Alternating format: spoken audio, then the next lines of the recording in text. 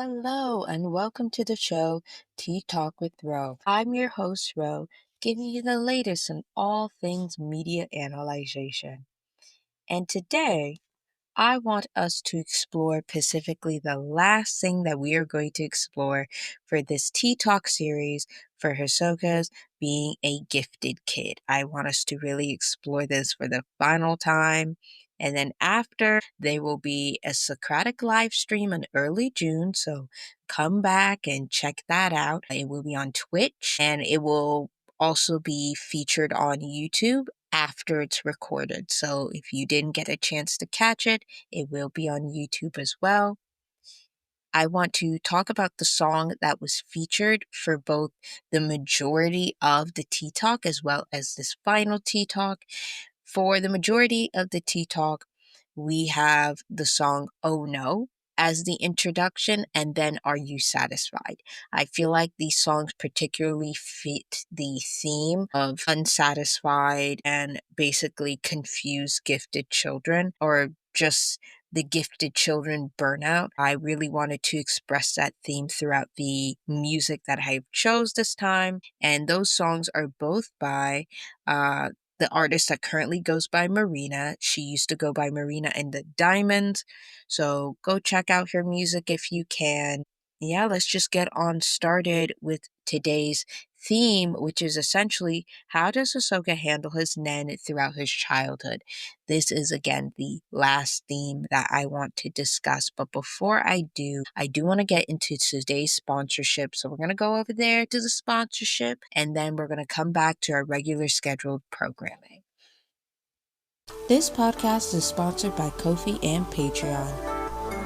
Hello, lovely listeners. If you want to help support this podcast, then click on the link in the descriptions down below, there where you can find both the Ko-fi and the Patreon. You can gain exclusive content as well as personalized content if you request it down below within the Ko-fi and Patreons.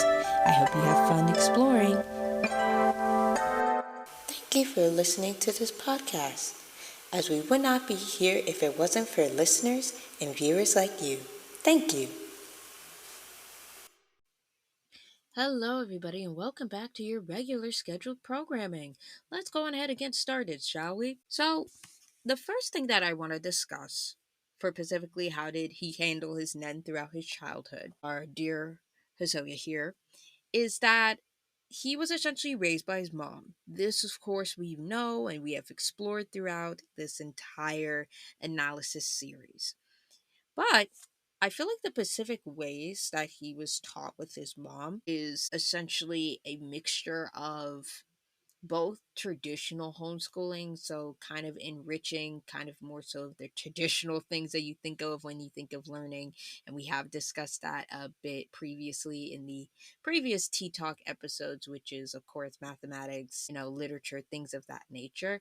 She did her best with the resources that she had amongst probably other people within the village in which he most likely lived in. Probably did their best, essentially enriching those kids to the best degree in the traditional sense and mixing that in with more so traditional Romani religious practices or spiritual practices is essentially how they were taught. So he enriched his Nen probably within the religious times, right? So think of it like this. I am a religious person too. I was raised under like Sunday school, for example. So I would, of course, do traditional schooling back when I was a kid. And then on Sundays, I would learn my religious practices, like what I was supposed to do, things of that nature when it came to spirituality and religion. I believe that he was probably raised somewhat in a similar way. The thing about Romani people specifically, and we discussed my theories about how he essentially is of Romani origin and the Pacific group that he's in, which is Gallo Romani. This is very important as specifically for Gallo Romani, probably compared to other groups of Romani people, because there are multiple groups, it's not just one. For them, for the Hispanic Romani, also known as Gallo Romani, they mixed in essentially Christianity or Catholicism, which is a sector of Christianity. There's like multiple ways of dividing Christianity. The two main ways is Protestants and Catholics. Carlo Romani chose Catholicism mostly because they prefer a motherly divination, if you will. I just forgot the specific name, and I'm not sure if I can remember, but they prefer having more so of a female figure in the front. So they chose Catholicism most likely due to Mother Mary being at the front.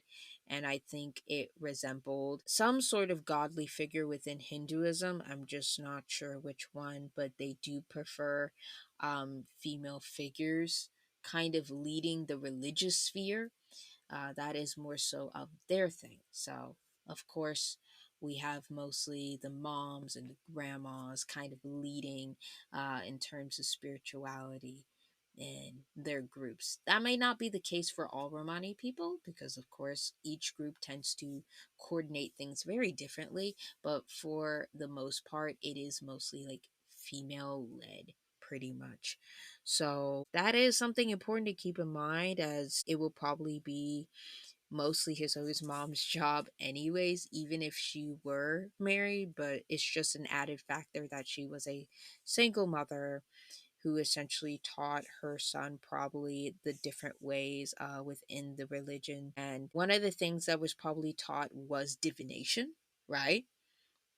So I think she probably found out that her kid was gifted in more ways than one, including him being a Nen user. And I think it wasn't really surprising to her for him being a Nen user, because I believe she probably used Nen as well, right? She probably mixed in like the use of Nen along with essentially her spiritual practices combined.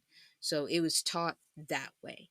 Right. So basically, we talked about Ren and Ten in the previous episodes, and just many of the different kinds of ways to kind of harness and control Nen. We talked about two of the ways that, Nen could be necessarily controlled, which does connect to more so like chakras, which is another huge important aspect within like Hinduism. So I think essentially him learning how to do that was not hard, considering that he had somewhat of a previous experience with his mother. It was just taught differently. That's what I really do believe when it came to him coming to Meritno like years later, is that he already had knowledge of this. It's just that again, it was named differently. So like the proper quote unquote Nen terms. He did not learn it that way, but he essentially was introduced to the concept. Now, I'm not sure if like Hisoka's mom wanted to basically like continue on teaching him in that particular way, or if he was eventually going to learn like what those terms for Nen specifically actually were and connect it all back to more so spirituality in that sense, combining it kind of together. But yeah, she just taught him in an atypical fashion. So basically, teaching him the ways of traditional homeschooling. So pretty much like basic things like arithmetic and literature. And because of how advanced he is, probably had help from fellow village people being like, my child might need like this kinds of books. Like, does anybody have those kind of resources? Again, I talked about all the way back when I was discussing him being raised within the Romani village that he might have been raised in, being like, it's a community, right? They're communal by nature. They are more communicative rather than individualistic. So they do tend to cooperate, meaning if one person doesn't have this, then another person might have that resource instead, just kind of being more collaborative in nature. So I think that might have also been a huge part of his early childhood before, and I do want to highlight, before his mother passed away. Also, some things that were probably introduced or some things that were probably within his childhood is the Pacific learning style that he might have had and that his mother might have dealt with again before she passed away. Is that most likely, and there's specifically a video which I will also link down below of the different type of learning styles for gifted children specifically, and the type that he might be is a hyperactive explorer. And this pretty much means that he could not sit still and he was nonconformist in nature, which to this day, even within his adulthood, as we will explore later, that is still the case. So I feel like that's pretty accurate to his character, basically describing him as more so of a hyperactive explorer as being the best way to know his nature. And I think because of that, let's just say that his mom had a lot to deal with, right? So basically, keeping him preoccupied with all different sorts of activities. And I think teaching him essentially like cards and divination and different things, and basically like kind of leading him along when it came to her spiritual practices, as well as like practices like, tarot card readings and just other things of that nature might have been like really helpful in the long term, like grand scale theme of things, right? With mostly keeping him busy, but along with that, him learning a thing or two about, how things are done, particularly within her way of living, and how essentially Romani people were essentially socialized specifically for him as well, considering that that is the environment he mostly grew up in. I don't think she could have predicted that he would be outside of that, for some time later. Um, from what I have read specifically about Romani people, is that they, and for justified reasons, is mostly due to persecution and like heavy amounts of racism. They tend to isolate themselves from other communities in order to avoid persecution, which is pretty sad, especially if they live in European regions. Now, for American regions, they might be more so normalized to mixing, so I don't think it's as much of a problem within the US.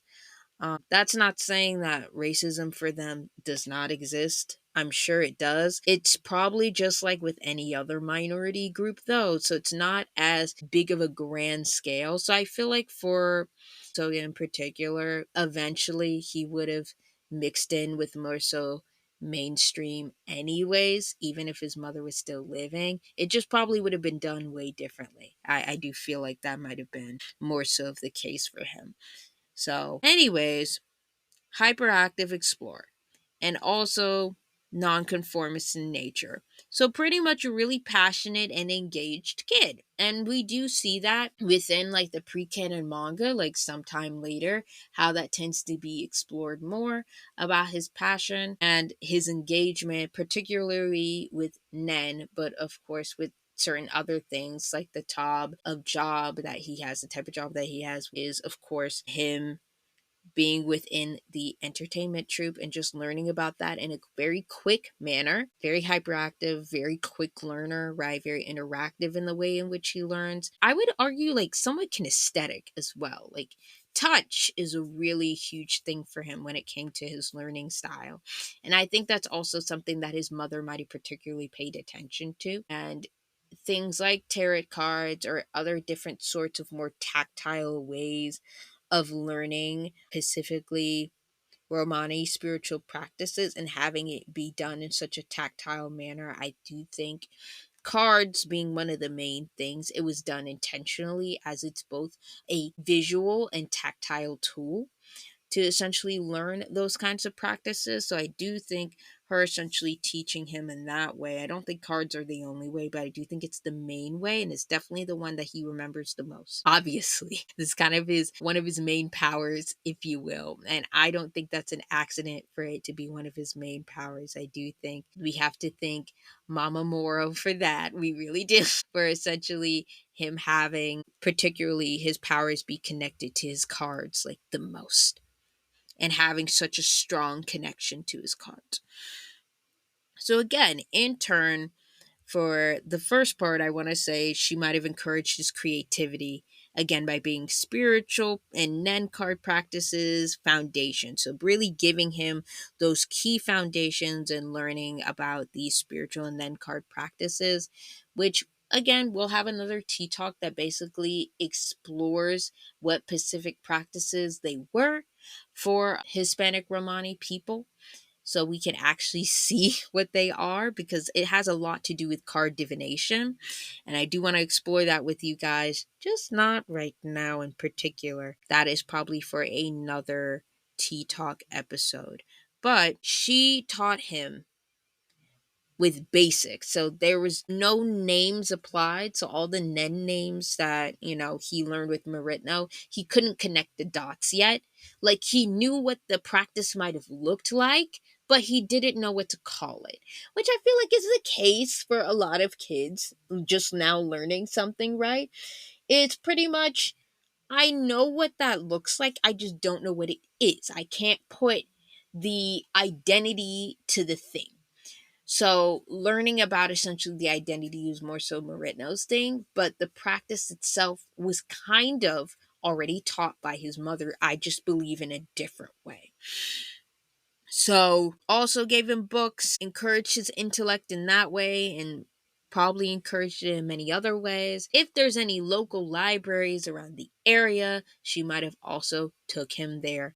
I don't know what the equivalent of PBS was. Speaking of PBS, this is kind of a non sequitur, but also on topic, off topic kind of thing, right? So we now know what's going on with PBS and essentially how the US government is handling that, which is a mess and a half, I do want to say. So I just want to go on this non sequitur of speaking of PBS and what I'm about to talk about, looping back to the conversation. If you can, and I will link this down below as well, essentially support your local PBS station. I live in North Carolina, so I'm going to link down North Carolina's PBS station within maybe, like, again, this is why this video and podcast, depending on where you're listening or watching, is also sponsored by Ko-fi and Patreon. If you can, basically send to me underneath either the Ko-fi or the Patreon where your PBS station is located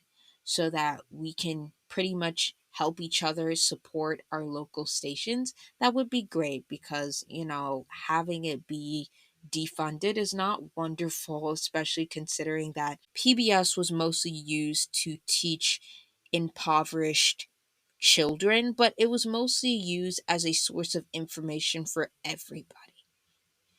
A lot of the research in which that I do, I would not do if it wasn't for PBS documentaries. Like a lot of it comes from that as well.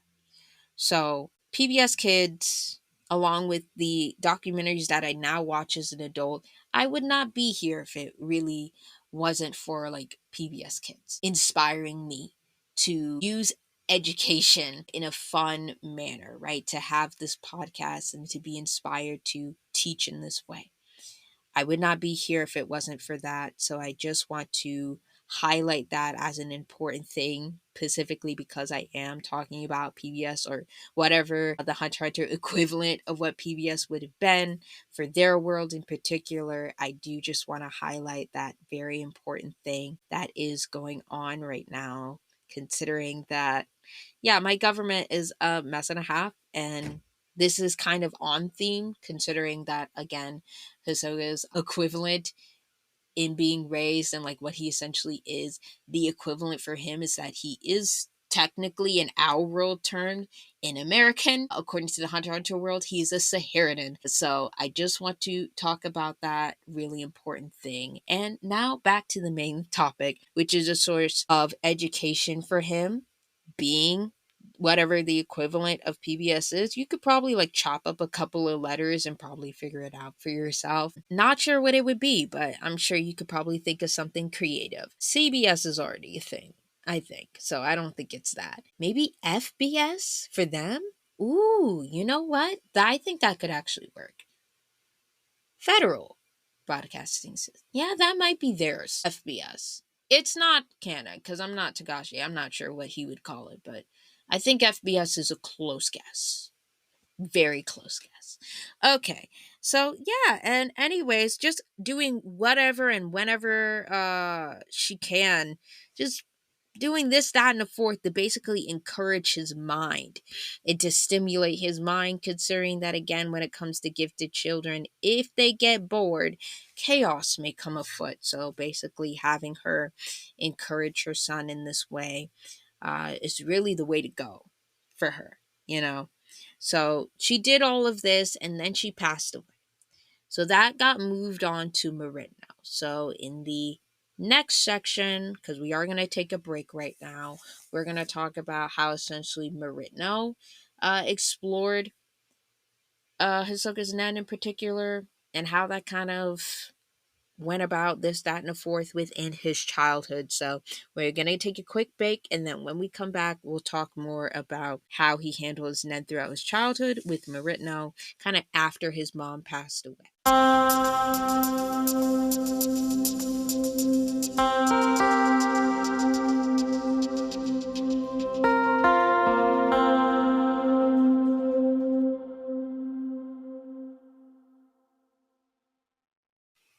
Welcome back, everybody.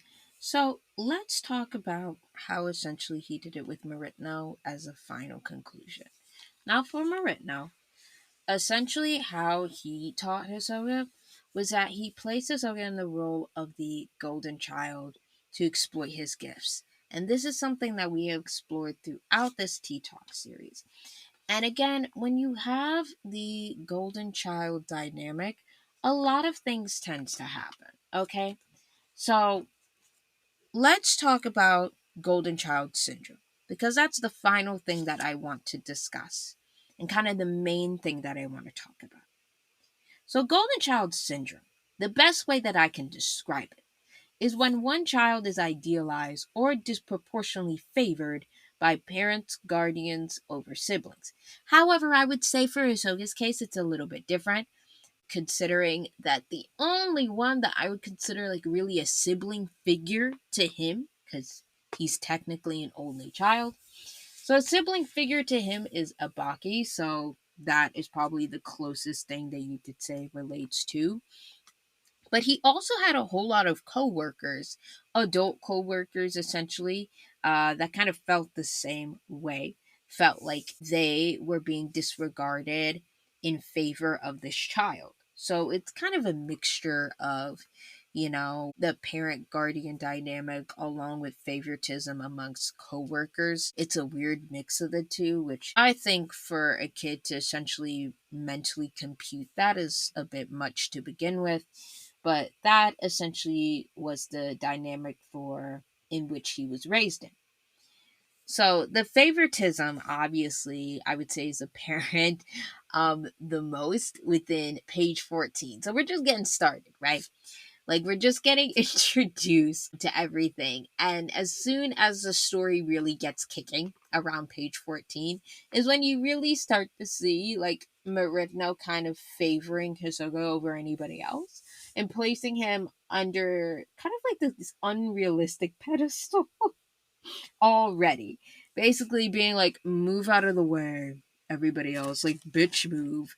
This child is the star. And there is a good reason why I keep comparing this dynamic very similar to like how Abby Lou Miller, if you have watched Dance Moms, if not, maybe do watch it just so you can understand this reference. How Abby Lee Miller like keeps treating Maddie Ziegler in this way in particular as well. And I guess you can also say it's more of a coworker dynamic for that one too, where basically this one child is based on the forefront compared to all the other kids, because it was all kids for Dance Moms compared to this other where it's more of a mixed environment for him, where he was working with both kids and adults. But it's basically with Abby Lee Miller being like the teacher in Dance Moms, kind of just placing Maddie in this pedestal like all the time. Her and her mom. So it was a mix of two adults doing that. For herself, it was just one. It was just Meritno, as far as I'm aware, doing that. Basically placing him on this pedestal and being like, you're the star. You're the only one. You're the greatest one. Nobody else. It's like, you're importante. You will be the one that, again, will live my dream. Because we essentially talked about a little bit, but we're going to talk about somewhat more of a detail here. And then even more detail when we get into the mental health section for Hisoka because this does overall affect him mentally. So I just want to introduce that concept of golden child syndrome, combining with essentially him being raised as a gifted kid as well. And I think this combination definitely affected him psychologically in a negative way. So, why does Meritno do this? Well, again, Meritno, compared to a lot of other parental figures, because that's technically what he is to Hisoka, as well as being his manager, is that he projects his dream of being a hunter onto Hisoka. Like, that is made very clear if you read the whole entire pre canon. So, he basically is just like, this child will live my dreams. I am projecting onto this child, I'm living vicariously through this kid, they will fulfill my dreams. Like, this is the perfect kid to do it. It's a very twisted way of thinking of children. I'm not going to lie to you. Very twisted way of doing so. So, basically, finding out that Hisoka is a transmuter pretty much increases the favoritism for him. Because he's like, oh, and it is the type of powers that I prefer. I don't know what it is. Maybe it's a Hunter x Hunter world thing where they prefer essentially transmuters and enhancers. I sense favoritism just throughout the entire series because the funny part is that Moreno's not the only person to do this. The Zoldycks have done this too, where they tend to prefer transmuters and enhancers a lot more compared to any other Nen type. My personal thing is, I don't really get that, because if it were up to me, I would personally pick Specialist over anything else. But hey, that's just me. According to their world, I guess it's very similar to ours, where when you're doing transmutation, and enhancements, it's more of a physical thing, right? There's a lot of physical strength applied to it. So I think pretty much a preference for physical strength over anything else. Very similar to how our world tends to measure things based off of physical strength over anything else. So I think that's more so what's going on. If it were up to me, that would not be the case. I think specialists and manipulators should be number one. But hey, that's just me. Anyways, let's continue. I think Hisoka is essentially viewed, going back to the whole favoritism thing, he's essentially viewed as an extension of his own best qualities, right? So for Meritno, it's like, look at this kid. Look at how great this kid is. This kid represents me in every single way possible. Like, he literally is a smaller version of me that's so great. And he, again, places him on this pedestal. All the best qualities go to this particular kid. That's pretty much what the golden child syndrome is. This like heavy favoritism. Pretty much being like, this kid is number one. And I only see like the best qualities. Like, I only see perfection within this child, which of course creates perfectionism issues, this, that, and the fourth, which we will all talk about later in the mental health section when we get there. But I just want to introduce that concept of essentially Hisoka being viewed in this particular way, in this particular light. And this really does eventually feed into Hisoka's ego in a negative way, right? Because I believe that, at least within childhood, you get the first introductions of how to deal with your ego in a healthy manner, because everybody has one. Everybody has a sense of an ego, right? And I mostly use Carl Jung's philosophies and theories when it comes to ego, so we'll explore that more later. But everybody has a sense of ego. It's all about balancing the ego, and you kind of learn that throughout your life, but especially throughout your childhood. And if you have an unbalanced sense of ego, like here, where it's being fed in an unhealthy manner, this can cause consequences. And we see this later with like his arrogance later in his life. This definitely has caused a consequence in a negative way. So this has fed his ego, right? Basically placing him on this pedestal, placing him as number one all the time. Basically being like me before anybody else.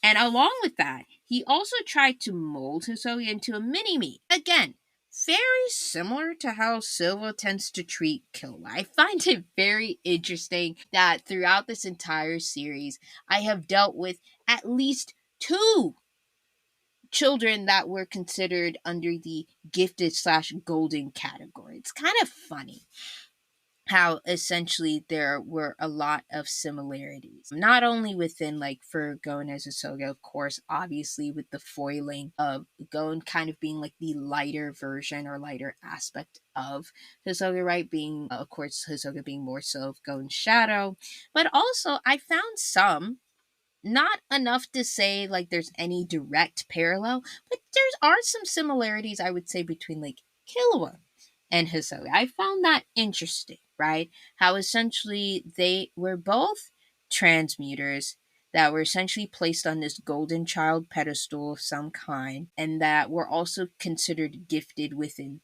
their younger ages. For Killua, he's still a kid himself, so there's not much that I'll say about that. But I just find it kind of crazy how even for characters that seem like they could be polar opposites, you could still find similarities with that. I found that, very interesting.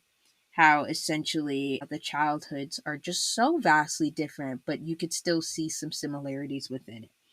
So again, for Meritno, he essentially tried to mold Hisoka into a mini me, and then after that, in a sense, adultified Hisoka as well. Basically placing all these kind of adult, more so mature responsibilities on the back of a child. And we also talked about this within the entertainment section within the childhood analysis, and kind of discussed how, all those adult responsibilities were placed on the children within this industry in particular, and for Hisoka, how that essentially affected him mentally. And we kind of introduced that concept and talked about that, how he was essentially adultified in that way, but just also placing these higher standards on Hisoka as well, with the golden child syndrome, of course, having these high expectations can also adultify a child in a sense. So basically, what this all ends up creating, and this is pretty much the final thing that I want to mention before I end today's episode. I know it's a very short one for today, is that Hisoka might end up developing a sense of narcissism and other negative symptoms, and basically talk, just this, that, and a fourth in a more like egocentric kind of sense.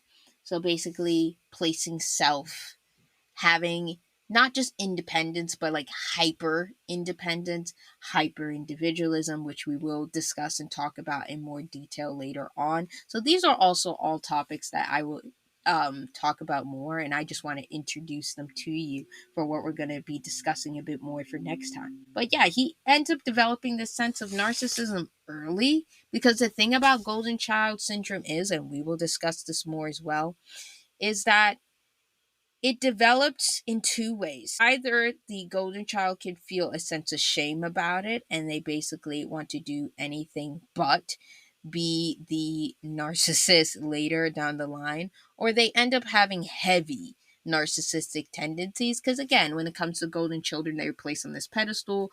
The way they were taught boundaries, it was very unhealthy. Basically, they were given all these different resources compared to other people, so they have kind of not just been prioritized, overly prioritized.